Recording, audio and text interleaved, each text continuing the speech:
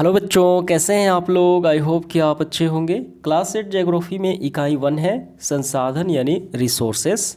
तो इस चैप्टर के सारे क्वेश्चंस को हम लोग हल करेंगे। आइए वीडियो को प्रारंभ करते हैं। रिसोर्सेस यानी प्रकृति ने हमें प्रदान की है, ठीक है।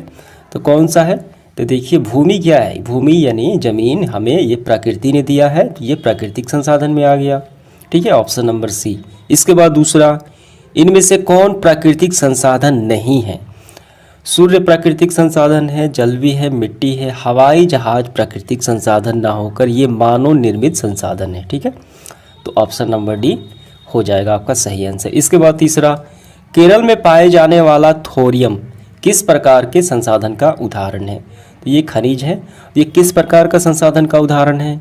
तो यहाँ पे हम देखते हैं संभाव्य संसाधन यानी संभावना वाले संसाधन, इसकी मात्रा कितनी है ये नहीं अभी ज्ञात है, ठीक है।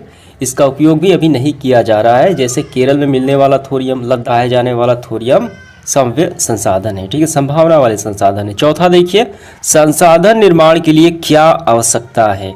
तो तकनीक की आवश्यकता है, हमारे पास औजार होनी चाहिए, ठीक है, ज्ञान की आवश्यकता है और ये आवश्यकता है, ठीक है।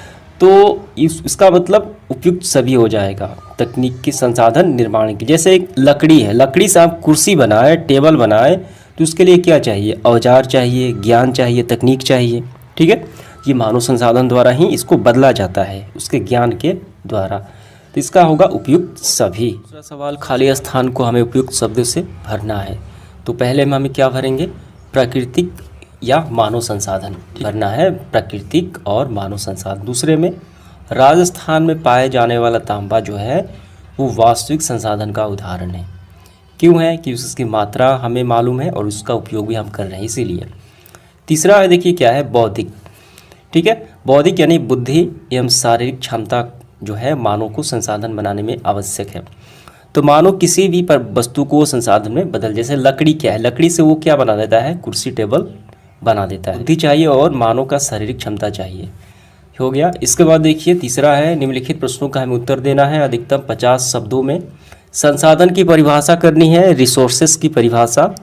तो इसका आंसर हम ऐसे लिखेंगे, हमारे पर्यावरण में उपलब्ध प्रत्येक वस्तु जो हमारी आवश्यकताओं की पूर्ति करने में प्रयुक्त हो तथा जिसका बनाने के लिए प्रौद्योगिकी उपलब्ध हो तथा सांस्कृतिक रूप से मान्य हो, संसाधन कहलाता है। जैसे कोयला, जल, वायु, खनिज। क्या समझ में आया। हमारे पर्यावरण में प्रत्येक जो वस्तु है जो हम उपयोग में लाते हैं वो हमारी संसाधन बन जाती है, ठीक है।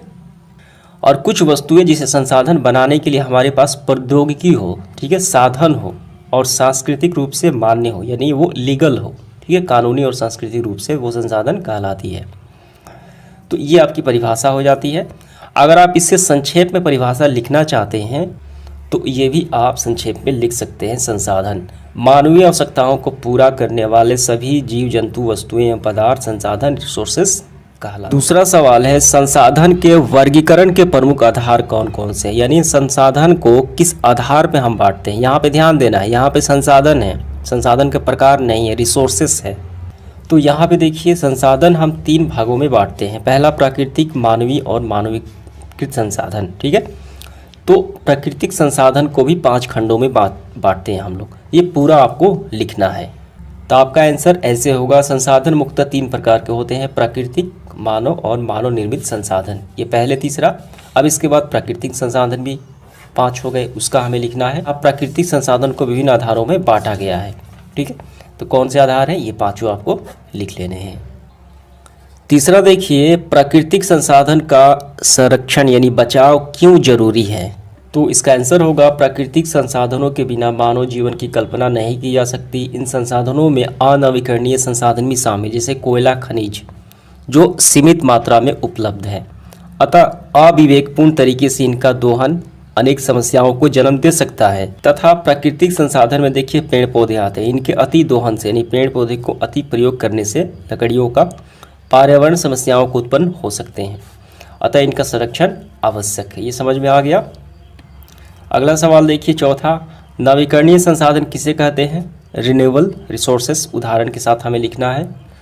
तो इसकी परिभाषा हम यहाँ से करेंगे। नवीकरणीय संसाधन वैसे प्राकृतिक संसाधन को कहा जाता है जिनकी पुनः पूर्ति यानी वो बनते रहते हैं, प्राकृतिक रूप से होती रहती है फलतः ये खत्म या समाप्त नहीं हो सकते। जैसे सूर्य की किरण, पवन, ऐसे ही नवीकरणीय संसाधन है। ठीक है, तो सूर्य की किरण हो गया, जल विद्युत हो गया, ठीक है, पवन ऊर्जा हो गया, सौर ऊर्जा हो गया, ये सब क्या है? नवीकरणीय संसाधन है। पांचवा सवाल, प्राकृतिक संसाधनों के वितरण में असमानता के प्रमुख कारण को लिखें। तो इस प्रश्न का मतलब आपको क्या समझ में आया? देखिए, प्राकृतिक संसाधनों का वितरण, इसका मतलब है प्राकृतिक संसाधन जितने भी हैं, भूमि, मिट्टी, जल, जीव जंतु, वन, खनिज, सूर्य का प्रकाश, नदी, जल, ये सब क्या है? ये प्रकृति में एक स्थान पे नहीं पाए जाते हैं। ठीक है, जैसे बिहार में क्या है? बिहार में समुद्र नहीं है, मुंबई में समुद्र है, केरल में समुद्र है, ठीक है, वहाँ पे जल ज़्यादा है। उत्तराखंड में क्या है? वन है, बिहार में वन नहीं है, वहाँ पे जीव जंतु हैं। ठीक है, और खनिज पदार्थ भी देखिए, तो खनिज पदार्थ भी भारत के विभिन्न राज्यों में एक जैसे नहीं है, कहीं ज़्यादा है, कहीं कम है। नहीं का मतलब ये सारी, इनका वितरण अलग अलग स्थानों पर अलग अलग है। ऐसे करना है। प्राकृतिक संसाधन का वितरण काफ़ी असमान है, इसका प्रमुख कारण स्थल रूप से भिन्नता पाया जाना। ठीक है, कहीं पहाड़, कहीं पठार, कहीं मैदान का विस्तार पाया जाता है। स्थल रूप इस विभिन्नता के कारण पहाड़ों एवं पठारों पर वन का वितरण अधिक है। प्राकृतिक रूप से पठारी क्षेत्रों में खनिज पदार्थों का अधिकता मिलती है, जहाँ पे पहाड़ और पठार होते हैं। मरुस्थलीय क्षेत्रों में बालू के ढेर मिलते हैं, जबकि पर्वतीय एवं पठारी क्षेत्रों में नदियाँ छोटे छोटे सरिताओं के, ठीक है, कारण जल की उपलब्धता बनी रहती है। तो यही सारे वितरण के कारण। क्वेश्चन आंसर पहला है, प्राकृतिक संसाधन का वर्गीकरण उपयुक्त उदाहरण के साथ हमें प्रस्तुत करना है। तो आइए इसका आंसर करते हैं।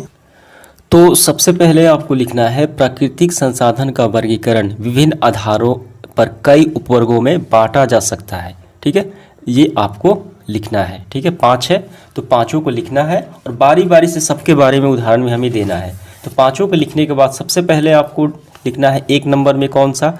विकास एवं उपयोग के आधार पर। ठीक है, ये लिखते हुए आपको यहाँ से प्रारंभ करना है। विकास एवं उपयोग के आधार पर प्राकृतिक संसाधन को वास्तविक और साम्यक संसाधन में बांटा जा सकता है। वास्तविक मतलब जो अभी वर्तमान में है उसकी मात्रा ज्ञात है, और संभावना वाले संसाधन उसकी मात्रा ज्ञात भी नहीं है और हम उपयोग भी नहीं कर रहे हैं। ठीक है, तो पहले में वास्तविक संसाधन उन संसाधनों को कहा जाता है कुल मात्रा ज्ञात होती है तथा संसाधनों को उपलब्धता तकनीक की सहायता से वर्तमान में उपयोग भी किया जा रहा है। झारखंड का अभ्रक, मध्य प्रदेश का मैग्नीज, राजस्थान के तांबा के, ये सभी उदाहरण हैं।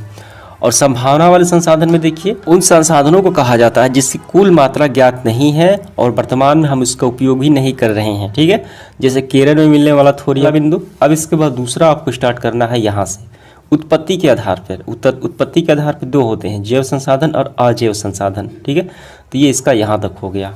कौन कौन सा आते हैं ये आपको लिख लेना है। जैव में जिसमें जीवन हो, जान हो। अजैव में जिसमें जीवन, जान नहीं हो। ठीक है, जैव में पेड़ पौधे, अजैव में खनिज।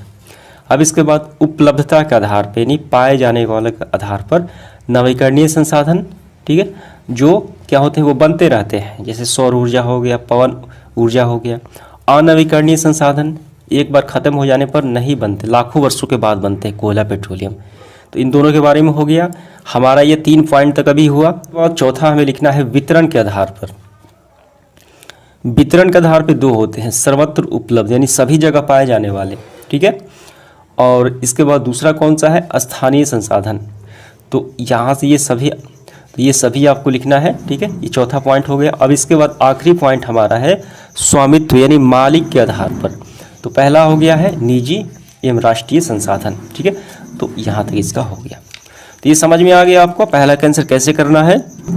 आइए इसके बाद आगे बढ़ते हुए दूसरा सवाल देखते हैं। संसाधन बनाए जाते हैं, उपयुक्त उदाहरणों के से स्पष्ट करें। इसका आंसर हम ऐसे करेंगे, संसाधन बनाए जाते हैं जैसे नदी का या मरुस्थल में पड़े बालू, वहाँ कोई उपयोग नहीं होता, परंतु जब वहाँ से हम उठाकर निर्माण कार्य हेतु गांव और शहर में लाया जाता है तब उसका उपयोग और मूल्य दोनों बदल जाते हैं। एग्जाम्पल हम ले सकते हैं, लकड़ी से अगर फर्नीचर, कुर्सी और टेबल बना दे तो उसका ज़्यादा उपयोग हो जाता है। ठीक है, अब लोहे से वाहन, मशीनें बना दें तो उसका ज़्यादा उपयोग होगा, संसाधन बनाए जाते हैं। तो ये आपका क्लियर हो गया, यही पूरा आपको लिखना है। इसके बाद देखिए तीसरा, संसाधन संरक्षण की आवश्यकता पर प्रकाश डालें। संसाधन को बचाने की क्या आवश्यकता है वो हमें बताना है। तो इसका आंसर हमें कैसे करना है, देखिए सबसे पहले आपको यहाँ से लिखना है, संसाधन हमारे लिए उपयोगी हैं। ठीक है, तो हम इसका संरक्षण हेतु प्रयास करना चाहिए। ठीक है, ये हो गया। अब इसके बाद यहाँ से करना है संसाधनों का उपयोग की तकनीक एवं उसकी आवश्यकता के अनुसार होनी चाहिए। मनुष्य ने आवश्यकता की पूर्ति के लिए प्राकृतिक संसाधनों का अधिक दोहन किया है, हमने इसका अविवेकपूर्ण इस्तेमाल किया है। ठीक है, इसे इस प्रकार प्रदूषित भी कर दिया है कि आज धीरे धीरे उपयोग के लायक नहीं रह गए हैं।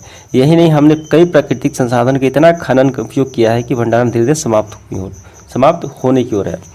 भविष्य में इनके लिए भंडारण खत्म होने की पूरी आशंका है। मनुष्य के लिए इनका उपयोग भविष्य में उतना ही जरूरी है जितना आज है, पर जीवन सतत चलता रहे इसके लिए यह जरूरी है कि हम अमूल्य प्राकृतिक संसाधन का समुचित उपयोग सुनिश्चित कर भविष्य के लिए संरक्षित करें, यानी उसको बचाने की आवश्यकता है। ठीक है, तो बस यहीं तक आपको लिख करना है। इसके बाद देखिए सेशन का आखिरी सवाल चौथा, संसाधनों का अत्यधिक दोहन से मनुष्य ने संकट पैदा कर दिया है अत्यधिक प्रयोग से। तो इस कथन से आप कहाँ तक सहमत हैं? तो इसका आंसर होगा जी बिल्कुल, मानव ने संसाधन का अति दोहन किया है और ये संकट खड़ी कर दिया है। तो इसका हम यहाँ से करेंगे, देखिए तो हम ऐसे लिखेंगे संसाधन का अविवेक इस्तेमाल किया है तो इस प्रकार प्रदूषण भी कर दिया है कि आज सभी उपयोग के लायक नहीं है। यहाँ तक कि हमने प्राकृतिक संसाधन का इतना खनन किया है एवं उपयोग किया है कि इनके भंडारण धीरे धीरे समाप्ति की ओर है। ठीक है, बस हो गया।